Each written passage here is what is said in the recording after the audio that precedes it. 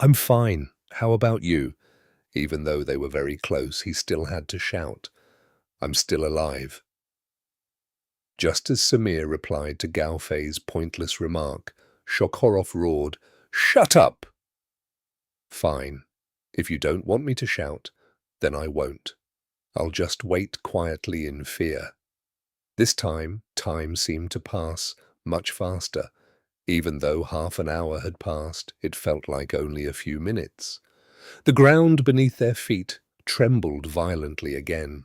Extended firing finally landed on Gao Fei and his men, and this time the impact point was even closer. With a deafening boom, clods of earth fell from above Gao Fei's head and hit him, but the bunker hadn't completely collapsed, and this terrifying close-range explosion only happened once. All the changes indicated that the forward position had been breached and the enemy was about to advance. Finally, Shokorov roared, Get into position! Engage the enemy! Come out! All of you! Come out! The first battle didn't give Gao Fei much time to adapt. In other words, the war didn't give Gao Fei much time to adjust. Gao Fei didn't hesitate. All his fear vanished at Shokorov's command. He left the bunker, lay prone at his firing position, and peered towards the direction the enemy would appear. It wasn't a flat, open plain. The enemy wouldn't be charging in droves to their deaths. Although the trenches weren't significantly different from those of World War I, the tactics had changed drastically. Infantry would no longer charge into machine gun fire. They would advance under tank cover, entering the trenches and capturing enemy positions. Approaching them were 2 tanks and at least 4 armored vehicles. The tanks led the charge, followed by 2 armored vehicles, which rumbled along the tank tracks towards Gao Fei and his men's left front. At 300 meters, the tanks and armored vehicles could reach them in a single charge. The forward positions had undoubtedly collapsed completely. The only thing that could truly stop the enemy advance was Gao Fei's position. Therefore, retreat was impossible. They could only hold out. The distance was closing rapidly. The tanks quickly broke through the 200-meter barrier, reaching an extremely dangerous position. Gao Fei was already looking at the rocket launcher, desperately trying to recall how to use it. Shokorov was also standing in the trench, watching the enemy tanks. He held a walkie-talkie instead of a gun and showed no intention of taking the rocket launcher. He simply lay prone on the position, quietly observing the enemy tanks. Then, the enemy's foremost tank suddenly exploded. Whether it was a missile or an artillery shell was unclear to the naked eye, but the enemy tank exploded after a sudden burst of sparks, its turret flying off. It seems there's no need to engage tanks at close range with rocket launchers anymore. But that's to be expected. Ukraine has artillery, and the Russians certainly have theirs too. The armored vehicle following the destroyed tank stopped and turned, attempting to follow the remaining tanks. Just as the armored vehicle turned, at least 4 rocket launchers fired at it. 3 rockets missed, but 1 accurately struck the front of the armored vehicle, causing it to stop in place after emitting a plume of white smoke. Not bad. The Russian defenses are very tight. This is the advantage of pretending to be a veteran. While new recruits are killed by artillery fire on the front lines, there's artillery support in the rear. If you survive the first volley, you're alive. Meanwhile, artillery shells rained down on the enemy armored units. The firing arc had already been demarcated. Now the defending troops only needed to report the fixed coordinates, and the shells would accurately hit their targets. So, this attack should be over, right? But just as Gao Fei began to feel optimistic, he heard another series of explosions behind him. Okay, now it's an artillery duel. The enemy has started firing at exposed artillery positions, so this battle is far from over. Until the second tank hit a mine, its tracks blown off, forcing it to stop. The minefield is getting denser. After the lead tank stopped, the three armored vehicles following behind found themselves in an awkward position. Logically, they should retreat, but after lingering on the battlefield for about 10 seconds, the armored vehicles suddenly turned and bypassed the tanks, continuing to advance in a single file. Shoklov finally said, "Rocket launchers, prepare, fire at the retreating tanks." Gao Fei looked at the rocket launchers. They were very close. He ran over and grabbed an RPG-27. "What are you doing, using an RPG? The RPG-27 belongs to the RPG family, but if you only refer to RPGs, it's the RPG-7. The RPG-27 is meant for extremely urgent situations. In this less tense situation, using the RPG-7 is fine." As Gao Fei awkwardly put down his RPG-27, Samir had already picked up his RPG-7. Shokorov remained calm and composed. He didn't even glance at the armored vehicles that were now almost upon him, but instead stared at Gao Fei and said, "Are you a veteran or not? Tell the truth." Gao Fei was taken aback. "At a time like this, you're still asking these questions? I need to make an accurate judgment about you, and I trust my eyes." Just as Shokorov was speaking, another armored vehicle struck a mine. After this, the remaining two armored vehicles finally stopped advancing. The distance was only about 100 meters, but it was impossible for the armored vehicles to break through that distance. The armored vehicles began to reverse, and the mines. Lei's armored vehicle suddenly opened its rear door, and the infantrymen began to jump out. Gao Fei gripped the handguard with his left hand, pulled the bolt with his right, released it, released the safety lever, took aim, aligned the notch rear sight with the front sight, aimed at the soldiers who had just disembarked and were running, and pulled the trigger. His shooting movements were textbook accurate, flawlessly precise. He fired, hitting the target. The bullet struck the target, though it was unclear exactly where.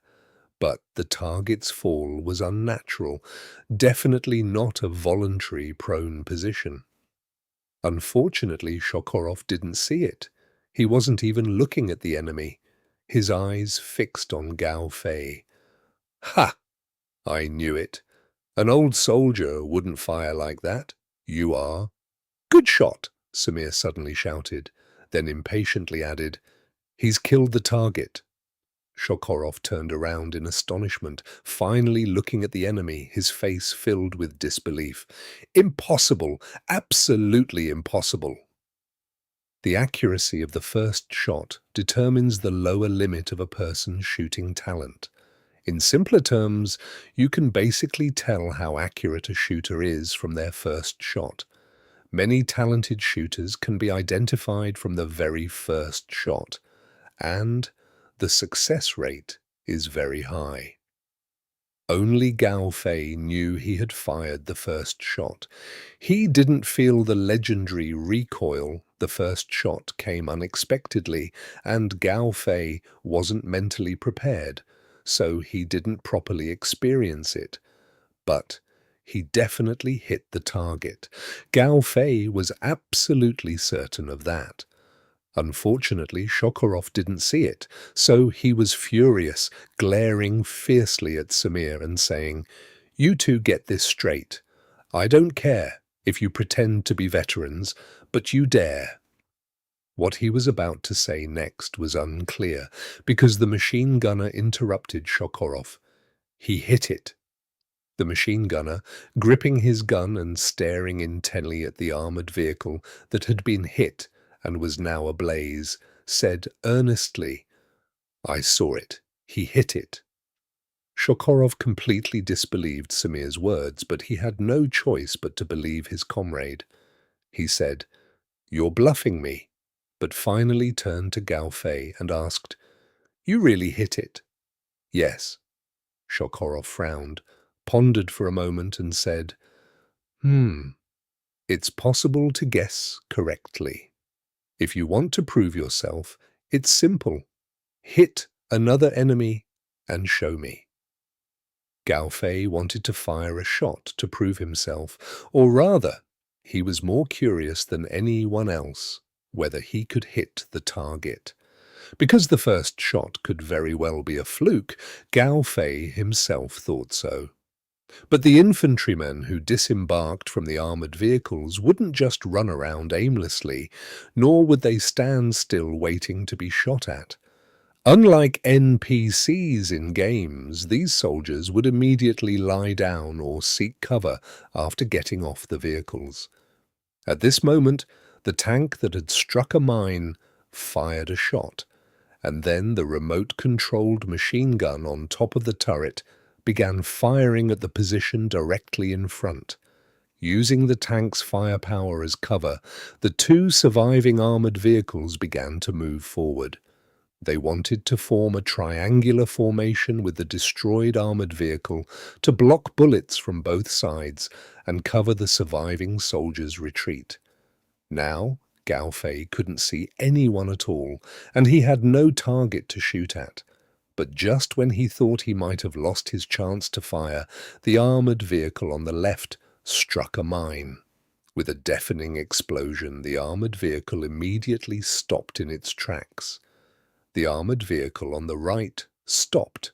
It panicked. It dared not charge, nor provide cover or aid to its comrades. The last remaining armored vehicle began to retreat rapidly. Shokorov suddenly shouted, "Ready! Ready!" Before he could finish, Gao Fei saw a soldier who had just gotten up from a prone position and started running. Aim. Fire. Hit. Down. The shot was a bit too fast. Gao Fei didn't have time to react, so he wasn't entirely sure if he had hit the target. The target had just gotten up and run a couple of steps when he suddenly lay down again. It was unclear whether he had been hit or if he had deliberately gone prone. "Hit! Good! Fuck!" Samir shouted excitedly. The machine gunner calmly responded with a "good." Only Shokorov, like a madman, yelled, "Impossible! This isn't right!" The machine gunner muttered, "All right. Admit it, no one else fired, and only our position is convenient for firing. Who else here fired besides him?" Shokorov scratched his face vigorously, looking constipated. He's obviously a complete novice who's never fired a gun before. 100 meters, a moving target. How could he possibly hit it? This isn't scientific. This isn't right. Gao Fei suddenly said, "Not 100 meters, it's 90 meters. Shokorov paused, then exclaimed in astonishment, "Are you kidding me? Now you're talking about distances. Listen, my visual estimation of distances is very accurate. Fuck. Is this a matter of 100 meters versus 90 meters? Gao Fei said confidently. 90 meters. My eyes are like a ruler. Fine, fine. You just wait. You just wait. Shokorov didn't dwell on it for long. Verifying Gao Fei's claim was too easy. He had a laser rangefinder. 90 meters, huh?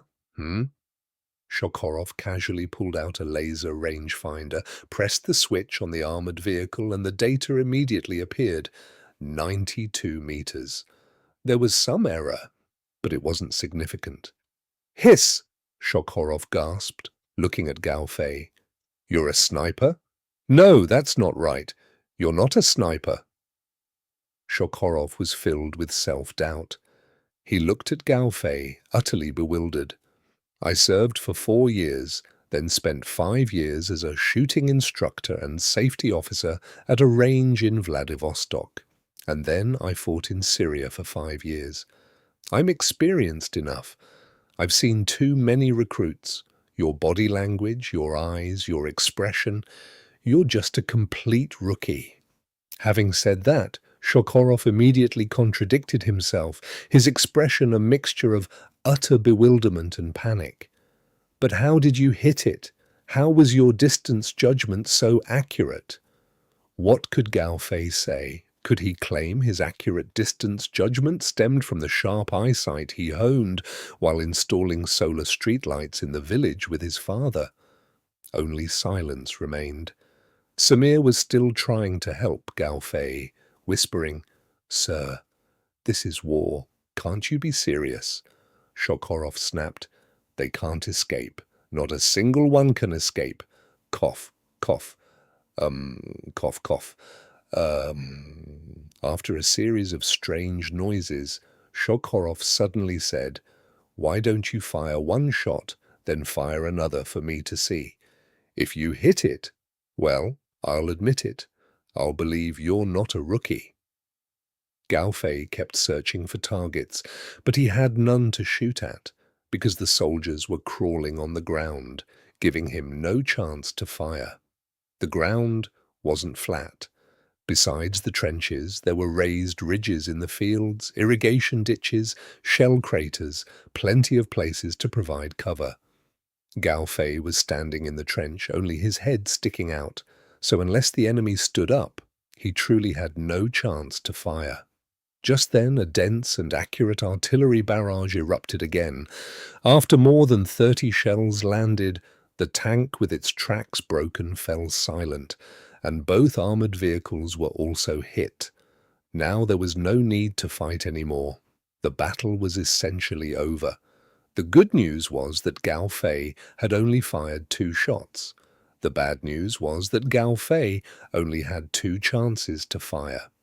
Now that there were no targets to shoot at, Gao Fei had no way to prove himself unless he shot at a stationary target, anything at random, to demonstrate his ability. Actually, Gao Fei really wanted to fire another shot to see if his first 2 shots were just luck.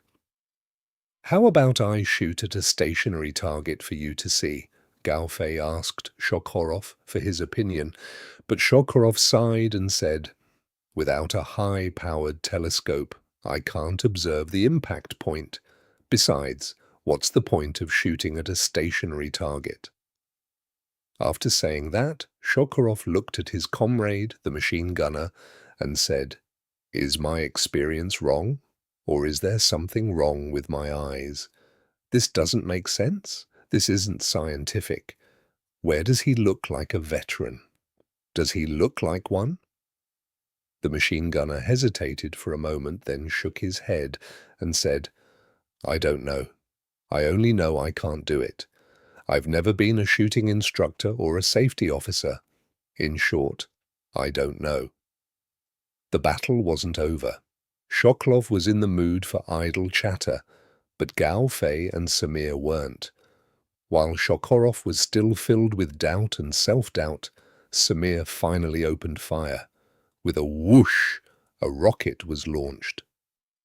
At a distance of over 100 meters, not too far, hitting an armored vehicle was relatively easy. Gao Fei watched as a spark flashed on the armored vehicle, followed immediately by a plume of white smoke. There was no fire or explosion, but the armored vehicle stopped. Then Samir shouted excitedly, "Hit!" Immediately afterward, another rocket hit the armored vehicle, this time immediately spitting sparks and bursting into flames.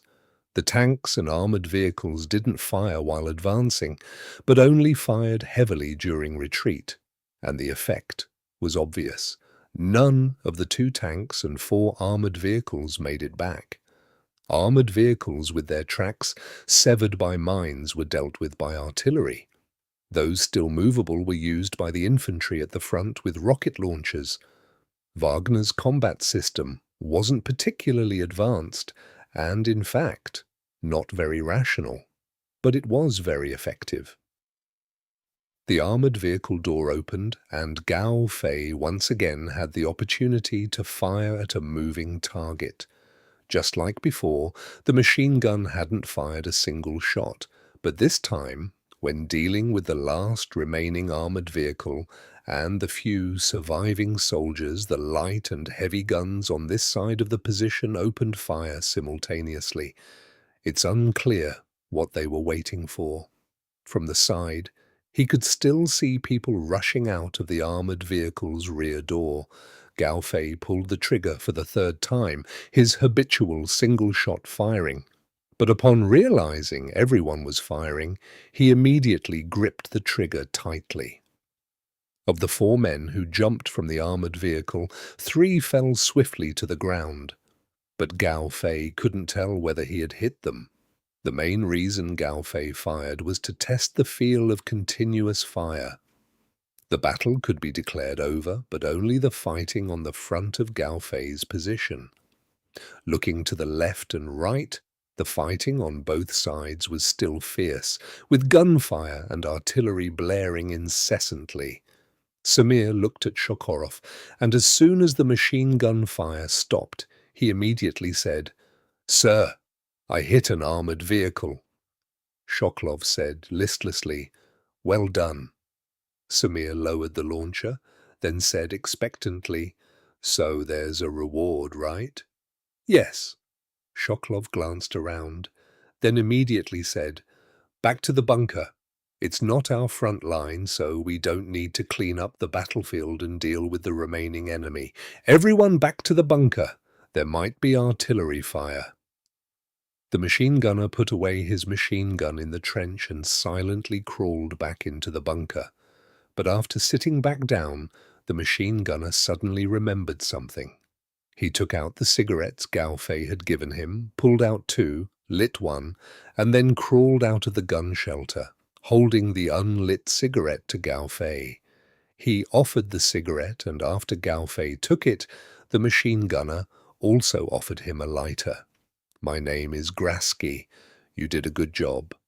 Offering a cigarette, lighting it, and volunteering, this was the machine gunner's way of showing acceptance and approval of Gao Fei.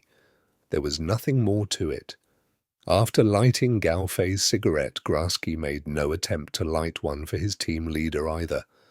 Without hesitation, and without even waiting for Gao Fei's reply, he turned and went back to his bunker, sat down, and took a deep, contented drag.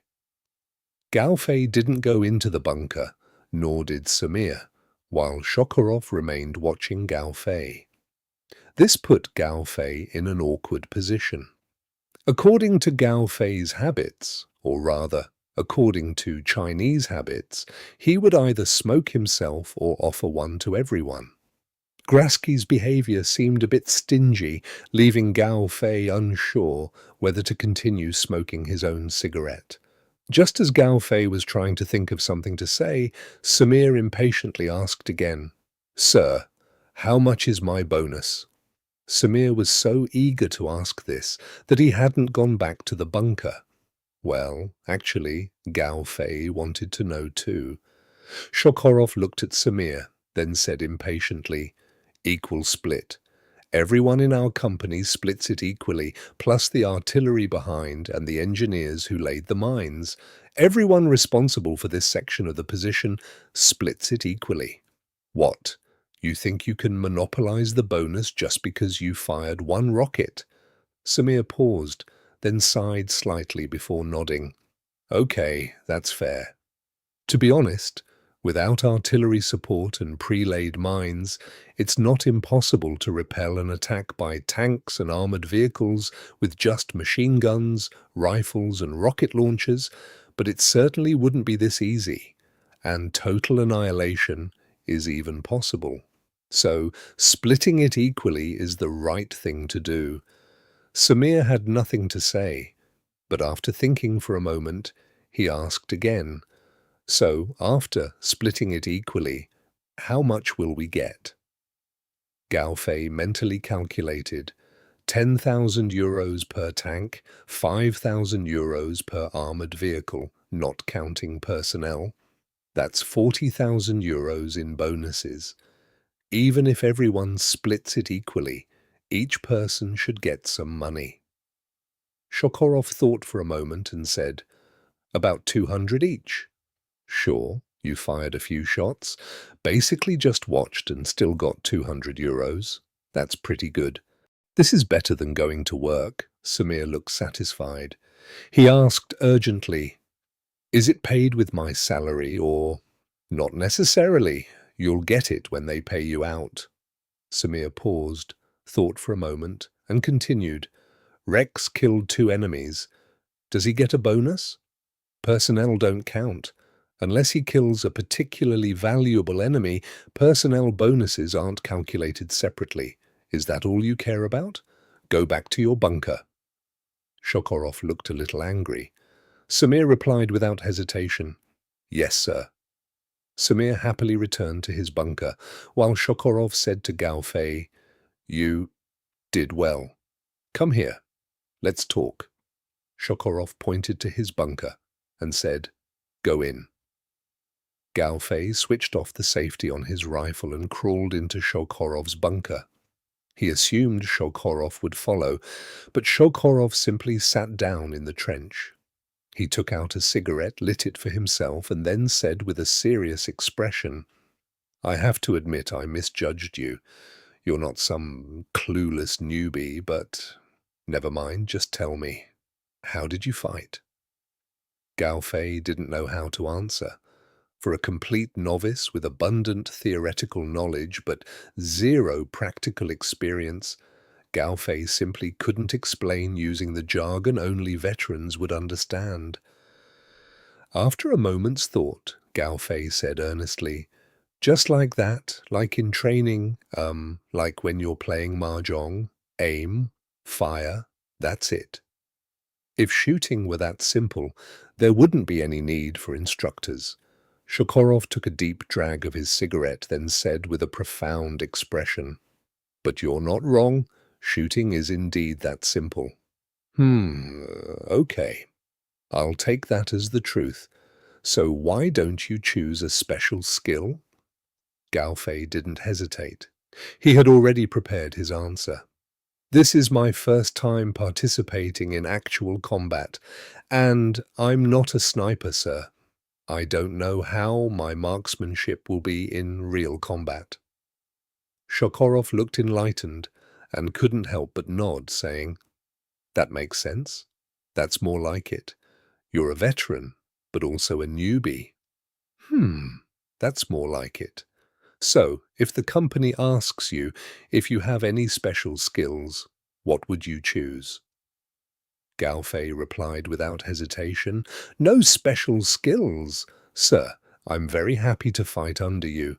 I'm lucky to have a good combat team leader. I don't want to be transferred to someone else. I'm sticking with you, sir." A satisfied smile appeared on Shokorov's face. He grinned and said, "Good, good, you're not bad, kid. Here, have a cigarette.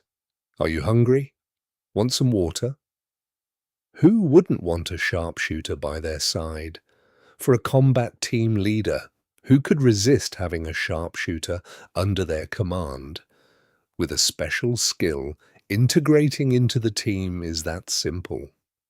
Shoklov made no attempt to hide his enthusiasm and favoritism, which gave Gao Fei an unprecedented sense of importance and satisfaction. Gao Fei had never received such treatment before. He had never been associated with the word genius. But now, Gao Fei knew he might truly be a shooting genius. After only 2 shots, Shokorov admitted he had misjudged him, demonstrating that Gao Fei had accomplished what most veterans couldn't. What else could this be but genius? However, Gao Fei also knew that even if he was a genius, He wasn't a true sharpshooter. Talent is one thing, but talent only indicates the potential to become a sharpshooter. It doesn't mean Gao Fei had already become one. Sharpshooters are made through sheer bullets, and Gao Fei still has much training to do, so what Gao Fei told Shokorov was true. He really didn't want to leave. He didn't know what a good commander was like, but Gao Fei felt Shokorov was a kind man. The second machine gunner, Grasky, wasn't talkative, but he was also a kind man. And then there was Samir. Samir had done everything a comrade could do so far. He spoke up for Gao Fei, helped him out of trouble. And although Gao Fei had never expressed any gratitude to Samir, he truly considered Samir a comrade. There were only 4 people on this position, 3 of whom were exceptionally good people. So how could Gao Fei possibly leave this position? If he were to report his sharpshooting skills as a special skill, he would likely be transferred away from this position. For a few €100 more per month, Gao Fei would be a fool to do that. Therefore, after accepting the cigarette Shokorov offered him with a clear conscience, Gao Fei also had Shokorov light it for him with a clear conscience. Although Russian cigarettes are hard to smoke, and smoking 2 in a row can be a bit harsh on the throat, how could Gao Fei possibly refuse the approval of a veteran and combat team leader? It's much more comfortable to chat after lighting a cigarette. Sir, how did you tell that the drone in the sky was a reconnaissance drone? Gao Fei asked, the question that concerned him, a question he, as a military enthusiast, couldn't ignore. Shokorov replied dismissively, I could tell at a glance. How did you know? Why could you tell at a glance? Shokorov was the typical person who knew the how, but not the why, and he started scratching his head at Gao Fei's question. Why can you tell? Well, Grasky, how do you distinguish between reconnaissance drones and artillery drones? Shokorov decisively sought help from his comrade. Grasky thought for a moment and said, because in the organized artillery units of Ukraine, reconnaissance drones are part of the combat system. They have a complete data transmission system. Their reconnaissance drones are fixed-wing drones that require a ski launcher, making launch and recovery cumbersome and now considered outdated. However, the data can be directly transmitted to their computers to quickly calculate the impact point data, so they won't replace these drones. Then, when we see these drones, we know that artillery fire is coming. Glasky didn't answer directly, but Gao Fei understood. The Ukrainian artillery reconnaissance drones were outdated products of the previous era, but because they were part of the artillery system, they couldn't be replaced, nor could they be replaced. This made them indeed very easy to identify. Frankly, it's nothing special, but Shokorov's sharp eyesight is the survival experience of a veteran. Gao Fei is the complete opposite. He knows the why, but not the how. Even if Gao Fei saw a drone flying overhead, he definitely wouldn't recognize it. I see, sir. You're very experienced. Gao Fei sincerely flattered him. Then, following the principle of everyone getting a share, he addressed Grasky, saying, Grasky, you know a lot. Before calling Grasky by name, Gao Fei hesitated briefly about how to address him. Calling him brother or old soldier seemed inappropriate, and since Grasky wasn't his superior, calling him sir was also unsuitable. He decided to just call him by his first name. Grasky, on the other hand, seemed to like this approach. He chuckled and said, I learned it in the army. Grasky had gone to university. He knew quite a bit. Which unit did you serve in? Shokorov immediately steered the conversation back to Gao Fei. But Gao Fei didn't know how to answer that question.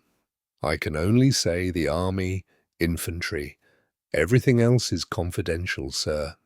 You'd better not ask. Gao Fei could make up a unit number, but he didn't think it was a good idea, and ultimately decided to use the excuse of secrecy to directly stifle Shokhorov's curiosity. Shokhorov looked somewhat disappointed. He scratched his head and said, "All right, then I won't ask. I see you're quite unfamiliar with the AK-74 and also curious." "Of course, I've never used this kind of rifle before, so of course I'm unfamiliar with it and curious." "Sir, have you fired many kinds of guns? Could you tell me about the characteristics of the AK-74? Gao Fei looked eager to learn, and Shokhorov was easily swayed by this because he had actually worked as a shooting instructor and a range safety officer before. "Ha ha! You've come to the right person. I used to be a shooting instructor in the army, and I've fought all over the world. Almost all light weapons. Well, let me tell you about the characteristics of the AK-74.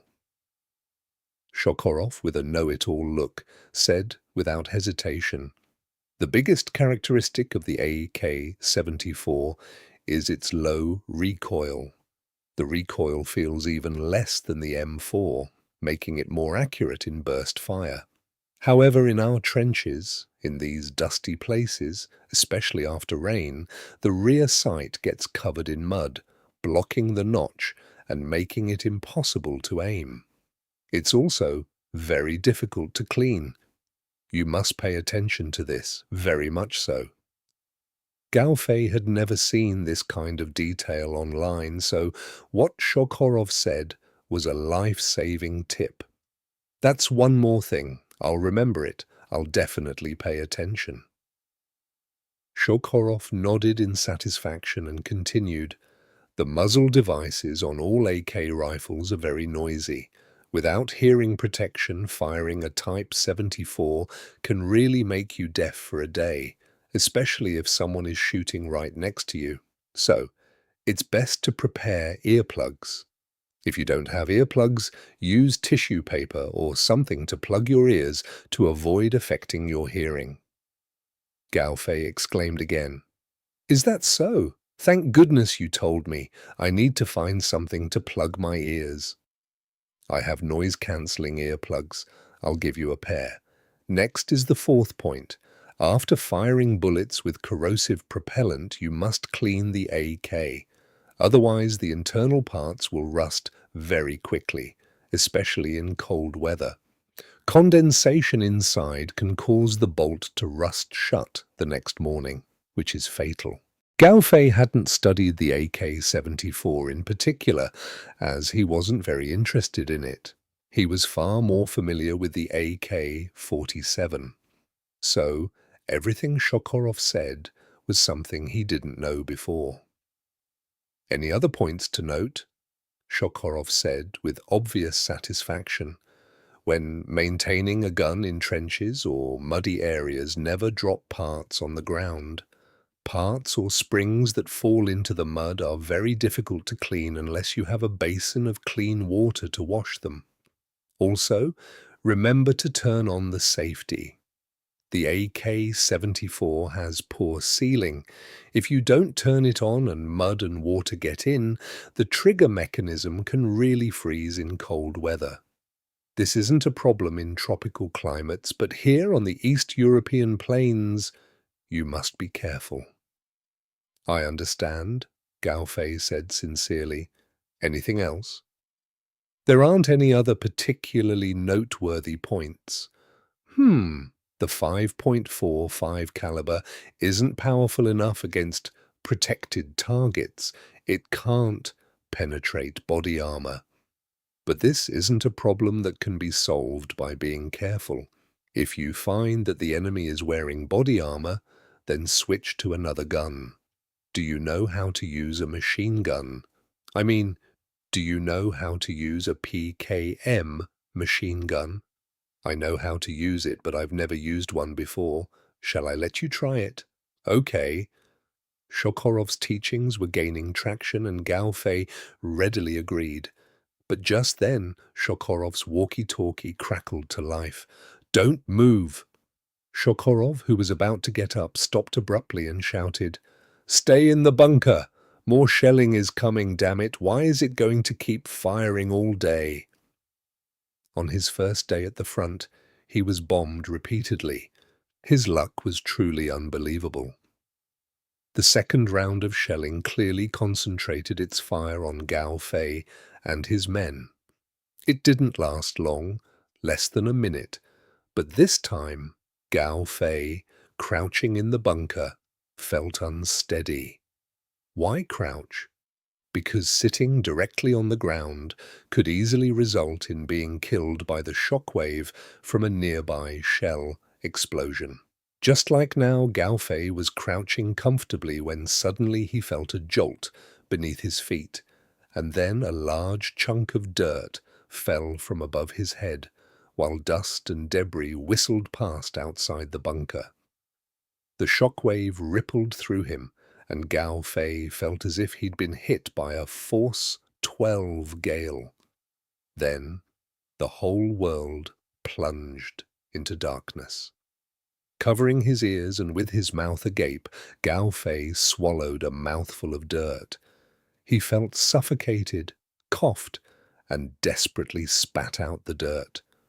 In that instant, Gao Fei was terrified, but when the sudden shelling abruptly stopped, he knew he had survived the second round of bombardment.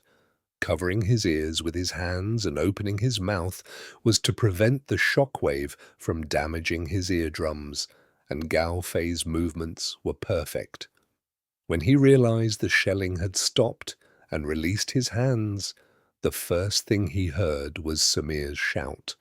Another chunk of dirt fell from above. Gao Fei grabbed his rifle and moved out of the bunker. The moment he left, the bunker collapsed completely. His legs were only slightly weak, but not trembling. Gao Fei was making rapid progress. Samir was still shouting, as were Shokhorov and Graski. Gao Fei ran to Samir's bunker. Samir, eyes closed, clutched his head and kept screaming. He was terrified. The second shelling was different from the first because it actually landed in Gao Fei's trench. When Gao Fei saw the large crater in the trench, his legs began to tremble again. He wasn't afraid, but his legs were shaking. It's all right, it's all right.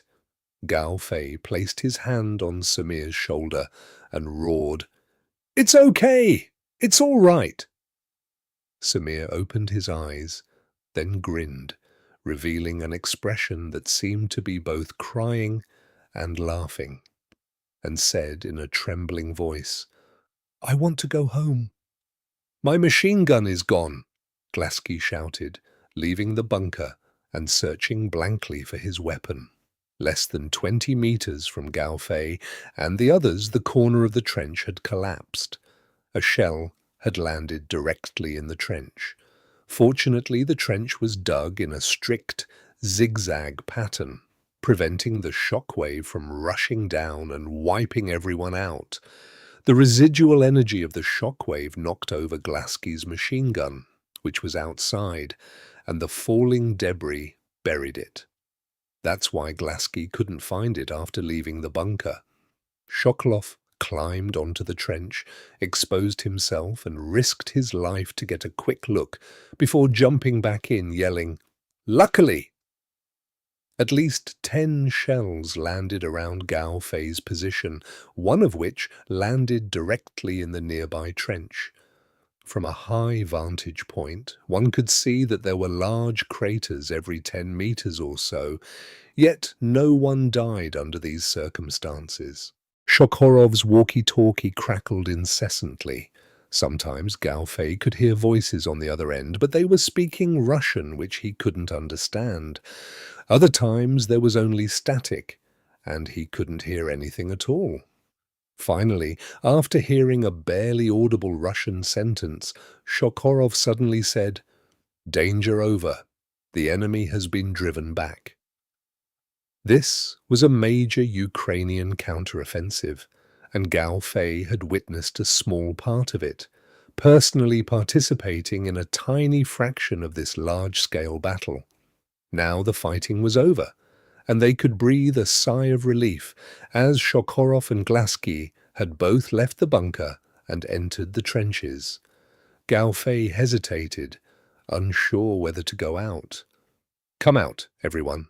Let's hurry and repair the trenches. The Ukrainians have used up a lot of drones. They won't waste them on positions like ours." Shokorov added an explanation. Gao Fei left the bunker. He stood up and instinctively looked around, seeing thick smoke in all directions. Glaski said to Shokorov, "Do you know what the situation is now?" "The forward positions have been breached across the board. We're now on the front lines. A company's position fell, but they recaptured it. A company suffered extremely heavy losses. I assess they're essentially incapacitated. Therefore, our right flank is very weak. We need to be careful." Shokorov relayed the information he'd heard on the walkie-talkie. After finishing, he looked at the bewildered Samir and the relatively composed Gao Fei and shouted, "You understand the situation now, right?" Gao Fei swallowed hard, his voice trembling. "We're on the front lines, and we're so far from the front. Only 400 meters along the front line, right? Yes, we are already at the forefront, but the enemy will only deploy a small force there. Their main position should be about a kilometer ahead of us, so it's not that dangerous. The second line has become the first line. Doesn't that mean Gao Fei and his men will be directly under artillery fire next time?" Gao Fei was worried, and Shokorov saw his concern. With a confident smile, Shokorov said, "Don't worry. We'll retake the lost positions tomorrow. Normally we won't be assigned to fill in the gaps." Glaski chimed in. "The enemy doesn't have enough troops to continue advancing. All they can do is push the front line further back. But from now on, we must be vigilant. Until we recapture the lost positions, we will be facing the enemy directly." Shokorov picked up a long-handled shovel from the trench and threw it directly in front of Samir, nearly hitting his foot. "Hey, you! Go dig out the collapsed trench." 7. Redigging out the collapsed trench was no small task. Although the blasted soil was loose, the volume of earth to be moved was far greater than it appeared. It would be good if 4 people could finish it in a day. It wasn't that Shokorov looked down on Samir, but assigning such heavy labor to a newcomer seemed to be the same all over the world. Samir bent down, picked up the shovel, and without saying a word, started digging.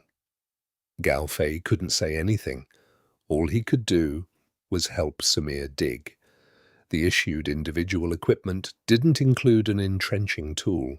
Gao Fei looked around, but didn't see any other long-handled shovels, so he said to Shokorov, "Sir, are there any more shovels? I'll go dig the trench." "Don't go." Shokorov beckoned to Gao Fei, and once Gao Fei was beside him, he placed a hand on Gao Fei's shoulder and pointed in a direction with his left hand, saying, "The drones won't attack now, and the other side has just entered the position, so they'll be very active." After saying this, Shokorov removed his hand from Gao Fei's shoulder, gave him a light tap on the shoulder, and said with a gleam in his eyes, "Try shooting them with your machine gun. What do you say? Give him a shot? Fine, give him a shot." Gao Fei wasn't afraid of anything.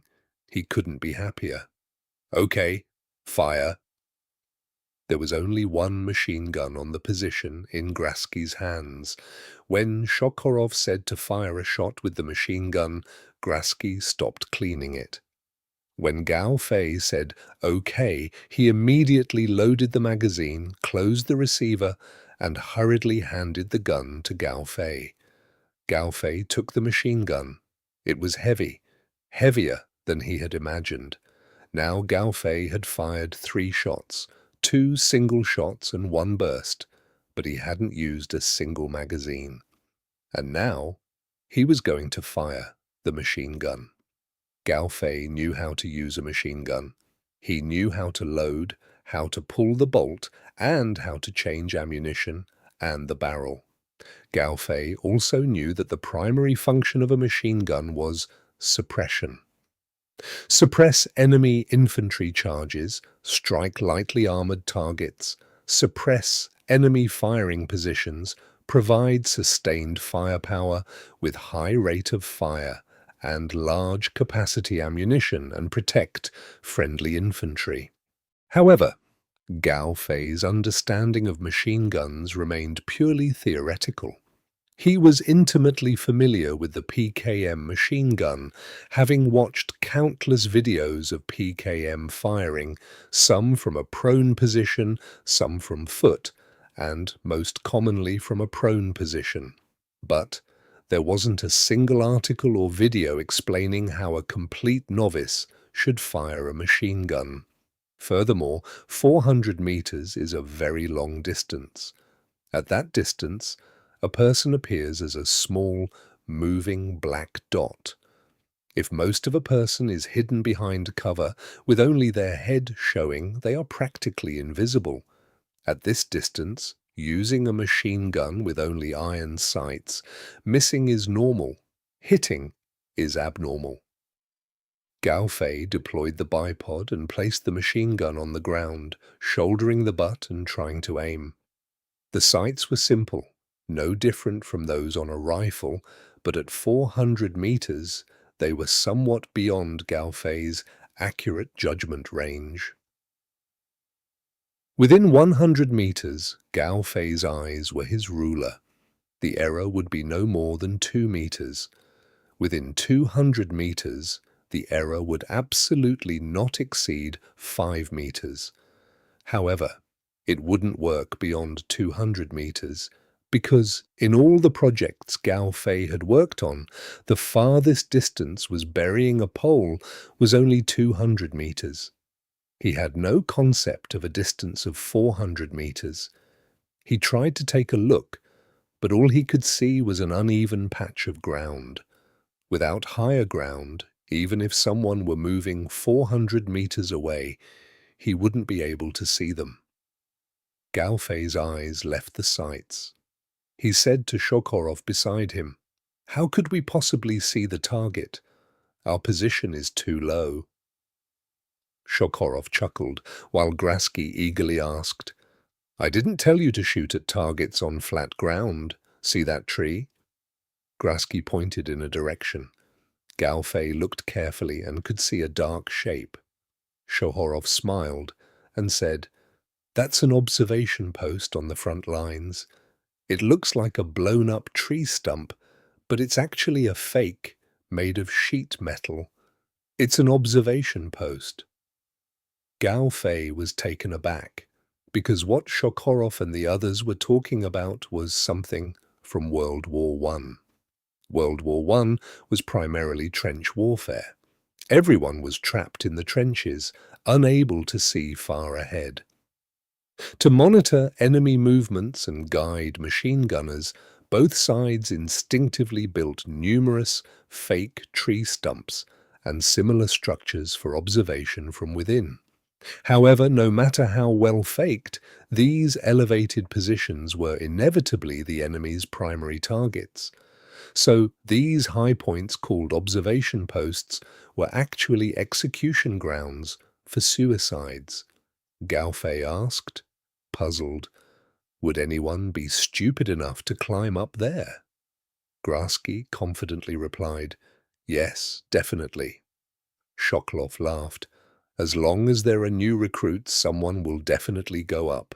There will definitely be rookies who climb up out of curiosity. Whether it's us or the other side, there will always be such rookies." Grasky said seriously, "I've fired twice and missed. Our entire company killed 12 idiots at this observation post. The snipers on the neighboring position killed 4, and their machine gunners killed 2. Shokorov spoke seriously, sighed and continued, This observation post is between our two positions. The neighboring positions killed 6, so we should at least have killed some, but so far we haven't killed a single one. Grasky shrugged, helplessly saying, "Their machine gunners have snipers to help, but we don't have snipers or scopes on our position." Sokorov pursed his lips, but didn't contradict Grasky, instead continuing to Gao Fei. "We'll wait. As soon as someone goes up, you fire. Opportunities are limited, only one chance, and no test shots. So, are you confident?" Gao Fei aimed at the observation post Sokorov pointed to. He noticed that the post was smaller than the iron sight's reticle, meaning that aiming at it would completely obscure the target. It was difficult, indeed very difficult, but Gao Fei wanted to try. Even with a bipod for support, at such a distance, aiming at the target felt blurry. The area he wanted to hit was essentially a blur. Adjusting his vision once his eyes were focused on the distant target, the front sight became blurry again, seemingly multiplying into several parts. Furthermore, with each breath and the slight tremor of his shoulder, he felt the target shifting within the gap, appearing one moment to the left of the front sights, the next to the right. Real combat was different. Gao Fei hadn't realized hitting distant targets was so difficult. Now he understood that snipers who could engage targets hundreds of meters away with iron sights were truly godlike. Seeing Gao Fei constantly adjusting and shifting, Sokorov couldn't help but ask, "How is it? Can you fight?" It turned out that this was what Sokorov meant by "can you fight?" Yes, I can. Even if he couldn't, he had to say he could. It wouldn't matter if he missed. Gao Fei stood up again. He checked the sights. The PKM machine gun's sights ranged from 100 to 1,500 meters, but the combat setting was 300 meters. Grasky's machine gun sights were currently at 300 meters. To appear professional, Gao Fei tried to push the sights to 400 meters, but his hand wasn't precise, and he pushed it 2 notches, ending up at 500 meters. Grasky didn't speak, but Sokorov exclaimed in astonishment, "Wow, how did you know the observation post was 515 meters? Did I not tell you?" This time, it was pure luck, pure guesswork. Gao Fei, who was about to pull the sights back another notch, stopped and said calmly, "Looks like it."